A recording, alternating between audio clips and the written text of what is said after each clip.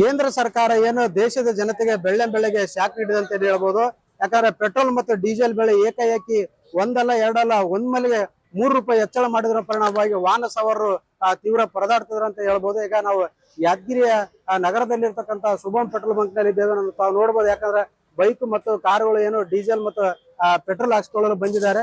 ಇದು ನಿಜಕ್ಕೂ ಕೂಡ ಅವ್ರಿಗೆ ಒಂದ್ ರೀತಿಯಿಂದ ಶಾಕ್ ಆಗಿದೆ ಅಂತ ಹೇಳ್ಬೋದು. ಯಾಕಂತಾರ ಯಾವಾಗ್ಲೂ ಕೂಡ ಕೇಂದ್ರ ಸರ್ಕಾರ 5 ಪೈಸೆ 10 ಪೈಸೆ 30 ಪೈಸೆ ಹೆಚ್ಚಳ ಮಾಡ್ತಿರ್ತಕ್ಕಂಥ ದರ ಏಕಾಏಕಿ 1 ಲೀಟರ್ಗೆ ₹3 ಹೆಚ್ಚಳ ಮಾಡಿರೋದ್ರ ಪರಿಣಾಮವಾಗಿ ಏನು ಗ್ರಾಹಕರ ಆರ್ಥಿಕವಾಗಿ ಹೊರೆ ಅನುಭವಿಸುವಂತ ಪರಿಸ್ಥಿತಿ ನಿರ್ಮಾಣವಾಗಿದೆ. ಇದು ನಿಜಕ್ಕೂ ಕೂಡ ಅವರಿಗೆ ಒಂದ್ ರೀತಿಯಲ್ಲಿ ಶಾಕ್ ಆಗಿದೆ ಅಂತ ಹೇಳ್ಬೋದು. ಯಾಕಂದ್ರೆ ಈಗಾಗಲೇ ಎಲ್ಲಾ ಅಗತ್ಯ ವಸ್ತುಗಳ ಬೆಲೆ ದಿನದಿಂದ ದಿನಕ್ಕೆ ಭಾರಿ ಪ್ರಮಾಣದಲ್ಲಿ ಏರಿಕೆ ಆಗ್ತದೆ.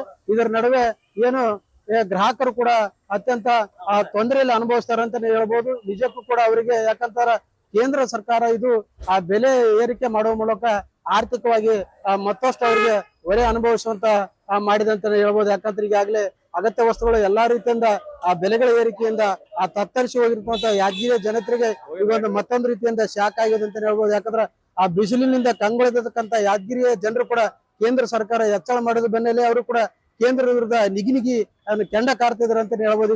ಈಗ ನಮ್ ಜೊತೆ ಮಾತನಾಡೋದಕ್ಕೆ ನಮ್ ಜೊತೆ ಒಬ್ರು ಬೈಕ್ ಸವಾರದಾರ ಅವ್ರಿಗೆ ಮಾತಾಡ್ಸೋಣ. ಈಗ ಸರ್, ಕೇಂದ್ರ ಸರ್ಕಾರ ಏಕಾಏಕಿ ಡೀಸೆಲ್ ಮತ್ತು ಪೆಟ್ರೋಲ್ ಬೆಲೆ ₹3 ಹೆಚ್ಚಳ ಮಾಡಿದೆ. ಯಾವಾಗಲೂ 5 ಪೈಸೆ 10 ಪೈಸೆ 20 ಪೈಸೆ ಮಾಡೋದು ಈಗ ಒಮ್ಮೆಲೆ ₹3 ಹೆಚ್ಚಳ ಮಾಡಿದೆ. ಸರ್, ಇದು ಬಡ ಜನರ ಮೇಲೆ ಒಂದು ಹೊಟ್ಟೆ ಮೇಲೆ ಬರೆ ಎಳೆಯುವಂತ ಕೆಲಸ ಈ ಕೇಂದ್ರ ಸರ್ಕಾರ ಹಾಗೂ ರಾಜ್ಯ ಸರ್ಕಾರ ಎರಡೂ ಸೇರಿ ಮಾಡ್ತಾ ಇದೆ ಅಂತ ನಮ್ಮ ಅಭಿಪ್ರಾಯ ಇದೆ. ಏನು ಏಕಾಏಕಿ ಯಾರಿಗೆ ಗುರುತಿಲ್ಲ. ಯಾವಾಗ್ಲೂ ಏರ್ಬೇಕಾದ್ರೆ 50 ಪೈಸೆ 60 ಪೈಸೆ 70 ಪೈಸೆ ₹1 ಇರಬೇಕಾದ್ರೆ ಬಹಳ ಆಗಿತ್ತು.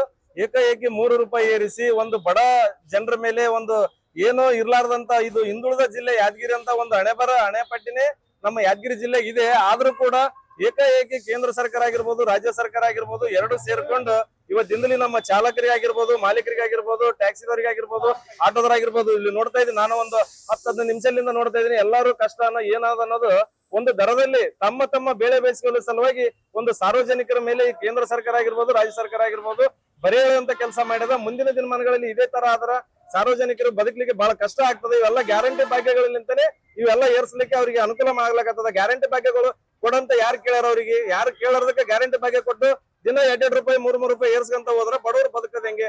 ದಿನನಿತ್ಯ ಹೊತ್ತು ಕಾಯಿಪಲ್ಯ ಆಗಿರ್ಬೋದು, ತರಕಾರಿ ಎಲ್ಲ ಯಾವುದೇ ರೀತಿಯಿಂದ ಒಂದು ಗೃಹ ವಸ್ತು ಬಳಕೆಗಳು ಯಾವುದೇ ಇರಲಿ ದರ ಏಕಾಏಕಿ ಏರಿಸ್ಕೊಂತ ಹೋಗ್ತಾರೆ. ಇದನ್ನ ಆದಷ್ಟು ಬೇಗನೆ ಒಂದು ರಾಜ್ಯ ಸರ್ಕಾರದ ಮುಖ್ಯಮಂತ್ರಿಗಳಾಗಿರ್ಬೋದು, ಕೇಂದ್ರ ಸರ್ಕಾರದ ಪ್ರಧಾನ ಮಂತ್ರಿಗಳಾಗಿರ್ಬೋದು ಇದಕ್ಕ ದರ ಪರಿಶೀಲಿಸಿ ಒಂದು ಜನಸಾಮಾನ್ಯರಿಗೆ ನ್ಯಾಯ ಕೊಡಿಸುವಂತ ಕೆಲಸ ಮಾಡ್ಬೇಕಂತ ಹೇಳ್ತೀವಿ ಸರ್. ಇದು ಕೂಡ ಏನು ಬೈಕ್ ಸವಾರರ ಒಂದ್ ರೀತಿ ಒತ್ತಾಯ ಇದೆ.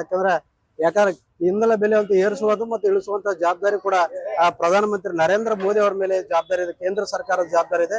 ಯಾವುದೇ ಕಾರಣಕ್ಕೂ ಕೇಂದ್ರ ಸರ್ಕಾರ ಮತ್ತೊಮ್ಮೆ ಬೆಲೆ ಇಳಿಸುವ ಮೂಲಕ ಅನುಕೂಲ ಮಾಡಿಕೊಳ್ಳಬೇಕೆಂಬುದು ಅವರ ಆಗ್ರಹ. ಒಂದ್ ಕಡೆ ಇಂಧನವನ್ನು ಕಡಿಮೆ ಬಳಸಿ ಅಂತ ಹೇಳುವಂತ ಪ್ರಧಾನಿ ಅವರು ಮತ್ತೊಂದು ಬೆಲೆ ಏನು ಇಂಧನ ಬೆಲೆ ಹೆಚ್ಚಳ ಮಾಡುವ ಮೂಲಕ ಗ್ರಾಹಕರಿಗೆ ಒಂದ್ ರೀತಿ ಶಾಕ್ ನೀಡಿದ್ದಾರೆ ಅಂತ ಹೇಳ್ಬೋದು. ಮಲ್ಲಪ್ಪ ಸಂಗೀನ್, TV5 ಯಾದಗಿರಿ.